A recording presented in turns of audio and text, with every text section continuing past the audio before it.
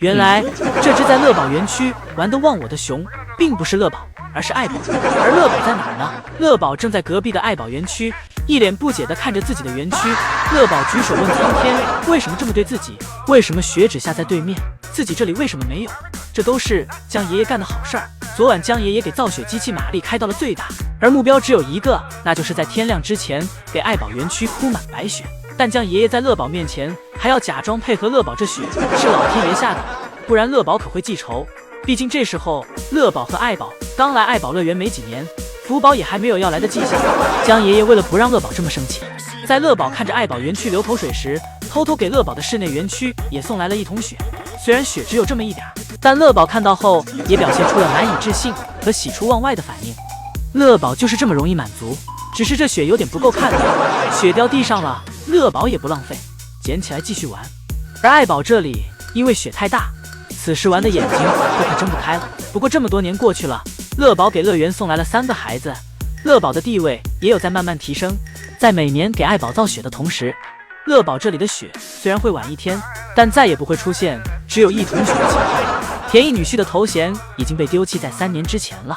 乐宝再一次坐实了大熊猫是近视眼这一结论。原本今天万圣夜，圣熙姨母和另外一个姨姨想给乐宝整点小惊喜，精心在地上插了胡萝卜和窝头，但当乐宝走进室外园区时，却与窝头和胡萝卜来了个擦肩而过。乐宝丝毫没发现旁边的窝头和胡萝卜昨天也是这样。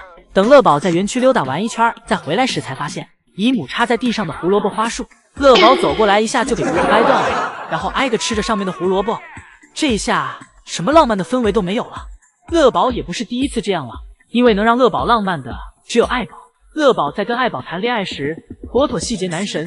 爷爷们当时为了进一步拉近爱宝和乐宝的距离，经常让爱宝和乐宝互换房间。爱宝察觉到这一现象后，每次出门都要在门口为乐宝留下标记，就像是在留信一般。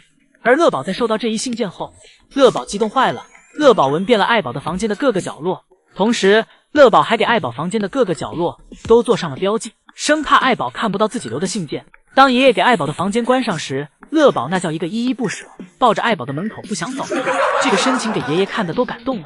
乐宝因为早上去过爱宝的房间，这整个一天里乐宝都是开心的模样。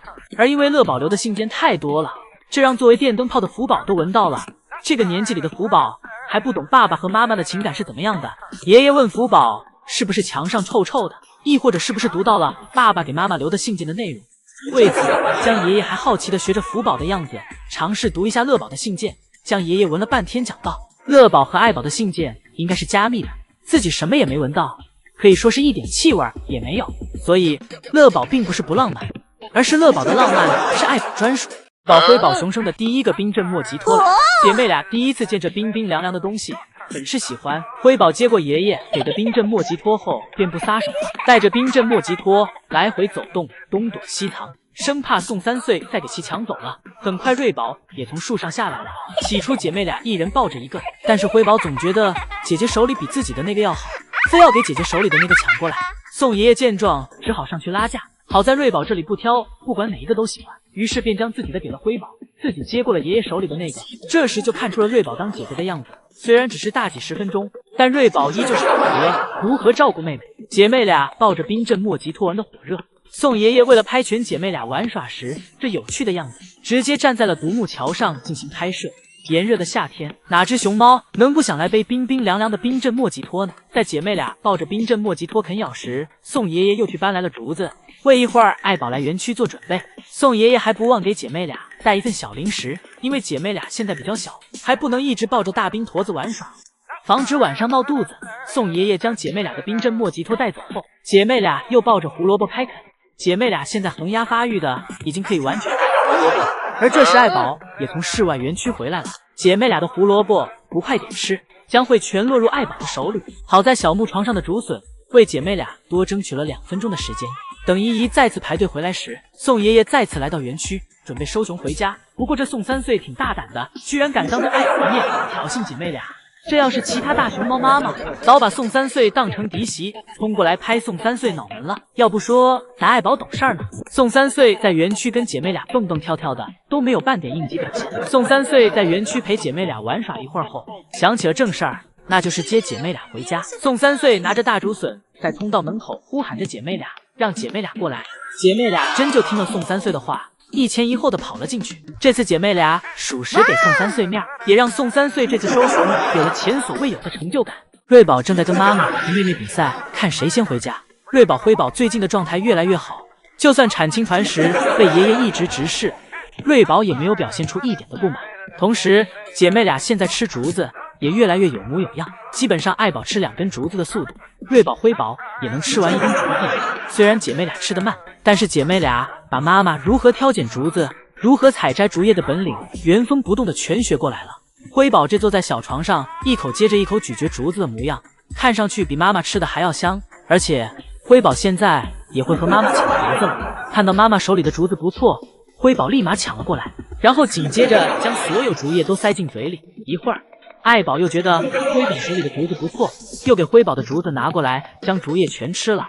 这竹子就得抢着吃才好吃。晚上到了下班点，爱宝带着他的2个小跟班整整齐齐地走向了通道门口。爱宝让姐妹俩在门口等着，自己去让奶爸开门。爱宝给门敲开后，姐妹俩跑得比谁都快，给爱宝甩在了后面。现在姐妹俩下班完全不用爷爷们费心了，现在只需要费心乐宝这里就可以了。因为此时乐宝园区回家的门已经打开了，但乐宝还在小床上呼呼地打着呼噜。宽这就开始给瑞宝、辉宝做独立的思想工作了。不过辉宝一听到要给自己断奶，就立马不开心了。辉宝感觉自己听到了不干净的东西。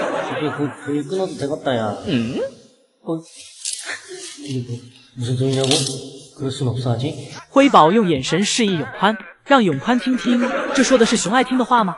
自己可是要每天都吃盆盆奶的。为了缓解辉宝的焦虑，永宽立马跟辉宝讲道：不会的，不会的。아니야 그렇게 안 돼. 당신이 그냥 그렇게 알았어. 먹어. 긴장하구냐. 不过永宽一直在有意无意的透露着姐妹俩一人一个房间会更舒服。永宽这小心思，瑞宝、辉宝可能不明白，但被姨姨们看得透透的。第二天早上出门，瑞宝又不想出门，永宽跑来跟乐宝求助，让乐宝用熊语帮忙喊瑞宝出来。 러브지 딸내미가 집순이 딸내미가 하나 안 나오고 있어. 좀 도와줄래? 永宽教乐宝说熊语，喊瑞宝出来。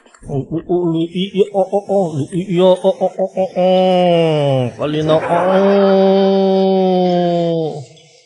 얘기해주면 안 돼? 永宽这熊语比乐宝说的还标准。乐宝表示永宽完全可以自己去喊了。